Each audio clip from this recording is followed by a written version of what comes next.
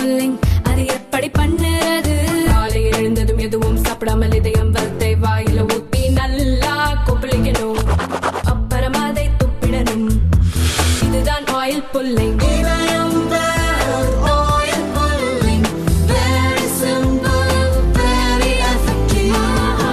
அமெரிக்க தலைநகர் வாஷிங்டன் அருகில் உள்ள ரோனால்ட் ரீகன் ஏர்போர்ட்டில் தரையிறங்குவதற்கு 400 மீட்டர் இடைவெளியில் பயணிகள் விமானம் ஒன்று ராணுவ ஹெலிகாப்டருடன் மோதி நொறுங்கிய சம்பவம் கடும் அதிர்ச்சியை ஏற்படுத்தியுள்ளது.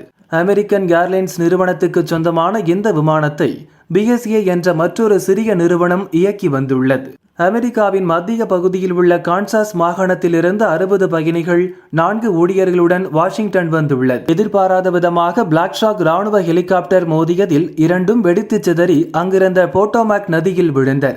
விமானமும் ஹெலிகாப்டரும் மோதி தீப்பிழம்புடன் நதியில் விழும் காட்சிகள் வெளியாகியுள்ளன.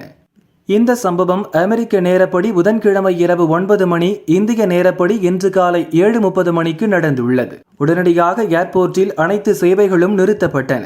மீட்பு படகுகள், ராணுவம், போலீஸ், தீயணைப்பு துறையின் ஹெலிகாப்டர்கள் உயிர் பிழைத்தவர்களை தேடி வருகின்றனர். ஏர்போர்ட்டுக்கு வடக்கு பகுதியில் மீட்பு பணிகள் நடக்கிறது. அங்கிருந்து ஜார்ஜ் வாஷிங்டன் பார்க்வே வரையில் தேடுகின்றனர். இரவு நேரத்தில் விபத்து நடந்ததால் மீட்பு பணியில் சிரமம் ஏற்பட்டது. இதுவரை 19 பேரின் உடல்கள் மீட்கப்பட்டதாக கூறப்படுகிறது. ராணுவ ஹெலிகாப்டரில் பயணித்த 3 பேரின் நிலை குறித்தும் எந்த தகவலும் வெளியாகவில்லை. உலகிலேயே அதிக கட்டுப்பாடு, கண்காணிப்பு உள்ள வான்வெளியில் இந்த விபத்து நடந்துள்ளது. அமெரிக்க அதிபரின் வெள்ளை மாளிகை அமெரிக்க பார்லிமெண்ட் கட்டடத்திற்கு மிக அருகில் தெற்கே 5 கிலோமீட்டர்